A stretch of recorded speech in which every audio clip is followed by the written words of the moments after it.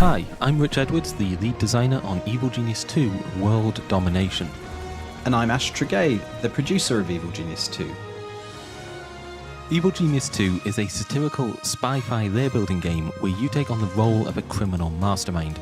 You're going to build an island lair, train a legion of diabolical minions, and perfect a doomsday device to take over, or maybe even destroy, the world. Today, we're here to show you some gameplay from the tutorial, giving us a good excuse to talk through a few of the core systems of the game that you'll be getting very familiar with on your road to world domination. At its heart, Evil Genius 2 is a lair builder. We give you an exotic island, we give you a horde of probably loyal and definitely disposable minions, but it's up to you to build the evil lair of your dreams. We've also given you a powerful set of construction tools to achieve this, ensuring that everyone can make something cool, but those of you who really want to flex your inner genius can make something that even the most determined do-gooder will struggle to survive. At this point in the tutorial, we're laying down orders for a brand new barracks. This will increase the size of our minion workforce and, I suppose, allow a few more of them to get some sleep. As you can see here, we don't limit you to simple rectangles. In this instance, we've chosen to give our minions a semblance of privacy by leaving the walls intact, but any room in Evil Genius 2 can be connected to any other room in any fashion.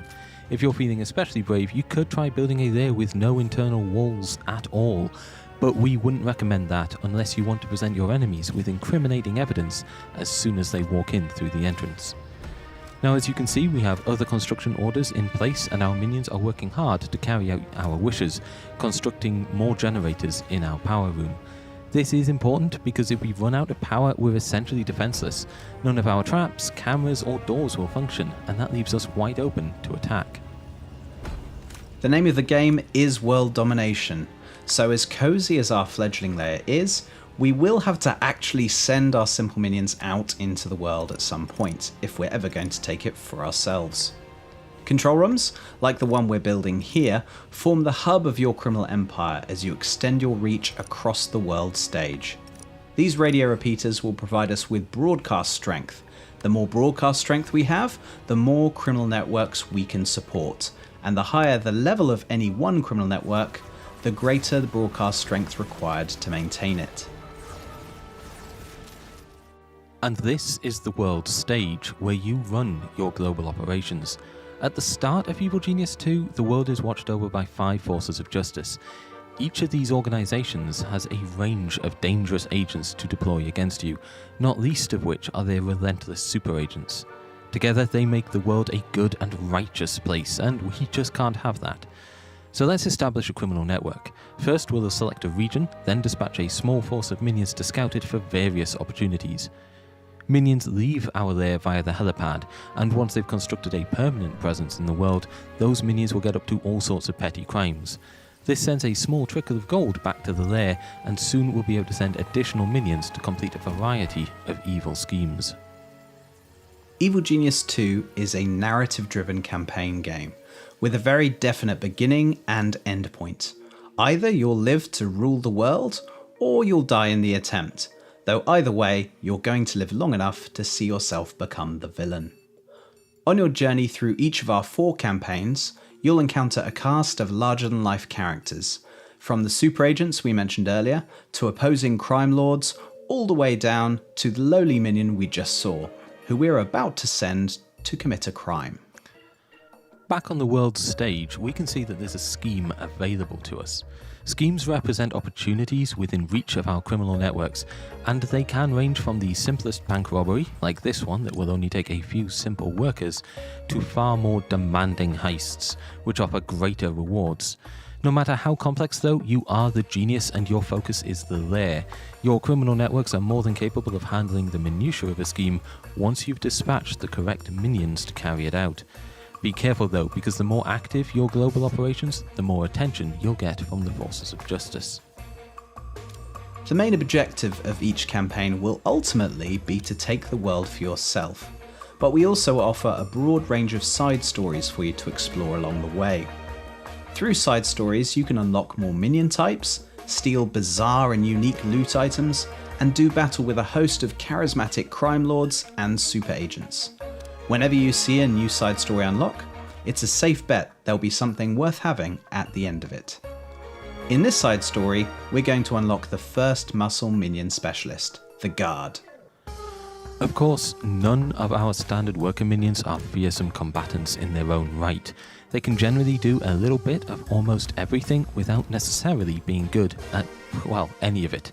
When it comes to these guys, menial tasks are the order of the day. So what should we do when our minions don't know something? We send them to kidnap an expert. Once you have a holding cell and an interrogation chair, you can extract basic information from your enemies. Of course, to do that, you'll need to capture them first. Here, interrogating this guard reveals to us their secret. Punching bags. Now our minions have this critical piece of the puzzle, they can take it from there, under your direct instruction, of course. Once we've built a number of these items, we can train as many guards as we want, significantly improving the defenses of our lair. In the dev team, we talk a lot about the shoot them you idiots paradigm.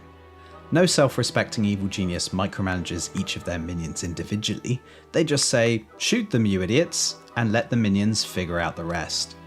As the evil genius, you'll be issuing orders to your minions, then watch as they set about implementing those orders as best they can.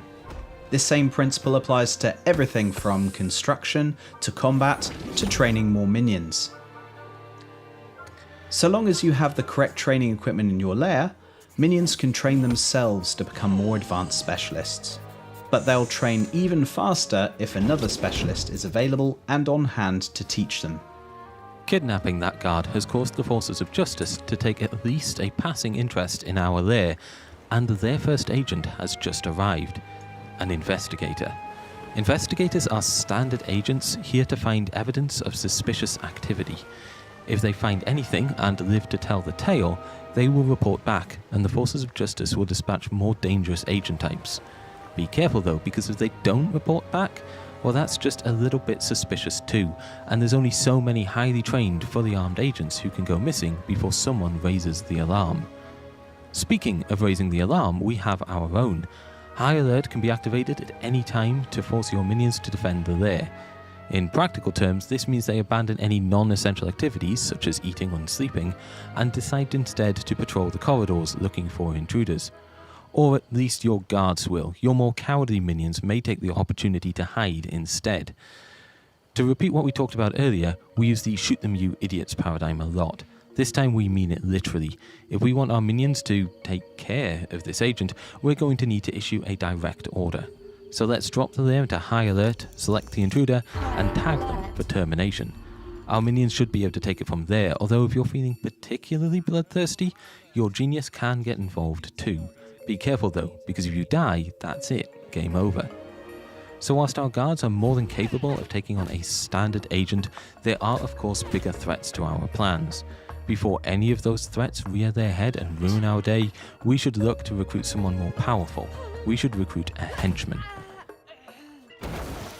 Henchmen begin the game scattered across the world stage as crime lords in their own right.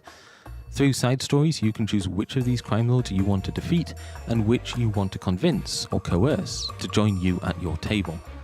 At this point, we're still getting started and a number of crime lords are eager to join our organisation on the ground floor. This means they can be more easily persuaded, but this is an important decision. Once we make a choice between them, the others will resent us for not choosing them, and we can expect to make a few enemies as a result. In this example, we've chosen to recruit Eli Barracuda Jr., a powerful melee henchman with a couple of unique abilities of his own, and a familiar face to fans of the original Evil Genius. Eli's charm ability can be used tactically in the cover operation to convince an agent that they shouldn't worry about what's behind the large ominous doors at the back of the casino, that actually they really don't want to be there and they should probably just leave the island immediately. When a more direct approach is called for, Eli's silver revolver turns him into a dangerous ranged combatant, at least for 6 deadly shots.